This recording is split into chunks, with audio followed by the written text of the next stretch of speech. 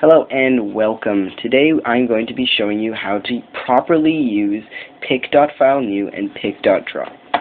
Both of these, functions in Turing are extremely awesome, and I wanted to show other people how to use it.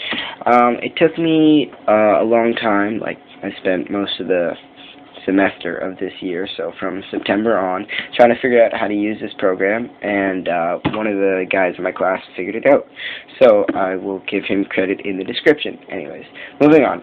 So let me just explain what's going on here, and then I'll run it, and then we're going to do it together. So first of all, this is just a basic thing you'll see in my program. I always add this just because I love the full screen, and this is like an even pretty much full screen. Okay, this, don't worry about it yet. That's for later.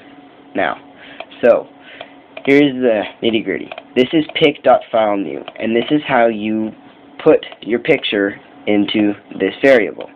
So I've got var try equals pic.FileNew, and then this is my location here, and then the name of my file. Okay, so here's the important thing. You have to have double backslashes between each of the locations. I will show you how to get the location in a second. Try.bmp. It has to be a BMP, bitmap, whichever. It has to be that.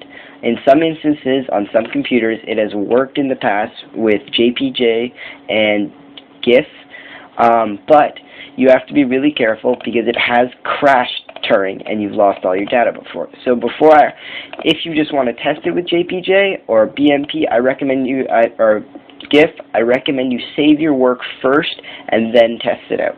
Okay, so I've got my name of my file, which is try.bmp, and then I've called it and made it into a variable. So now that variable is storing my picture. Okay, so now I'm going to use this pic.Draw, and then these are the four things we need to remember.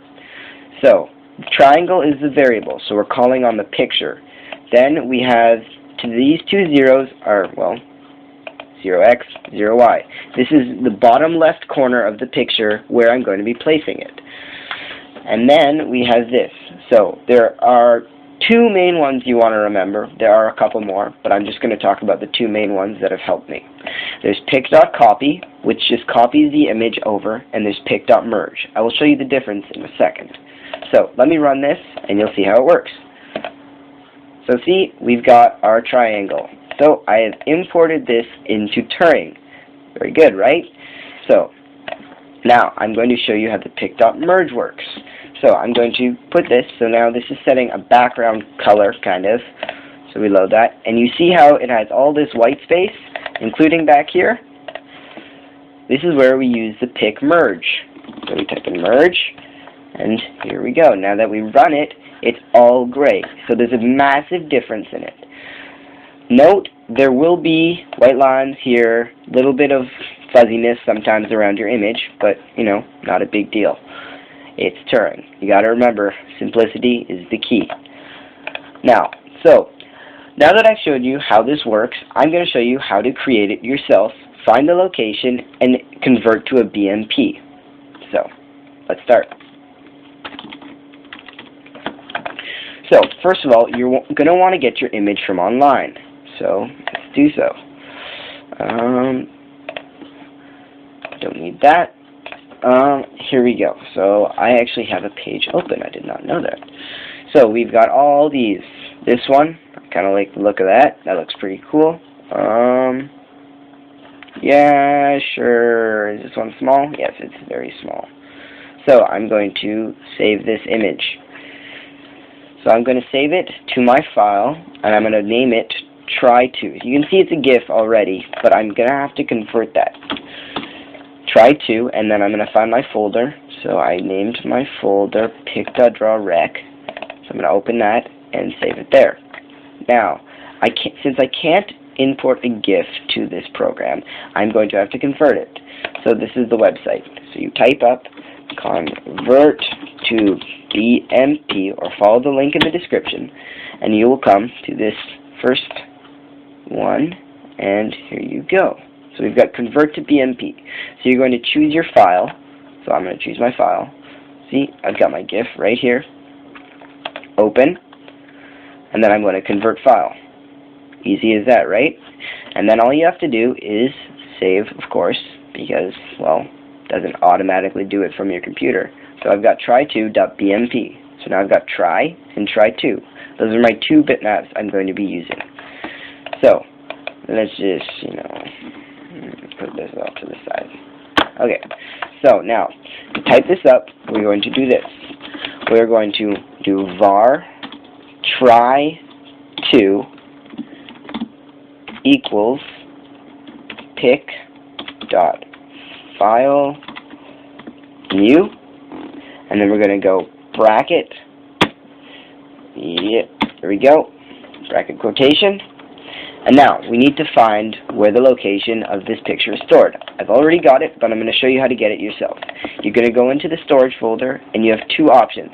You can either click on this, and it'll give it to you right here, or what I prefer to do is copy address as text when you right-click it.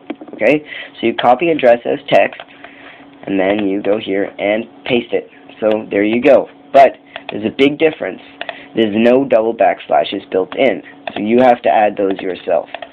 So once you've added those, and there, you have to add your name of your picture. So we add try2.bmp quotation, close bracket.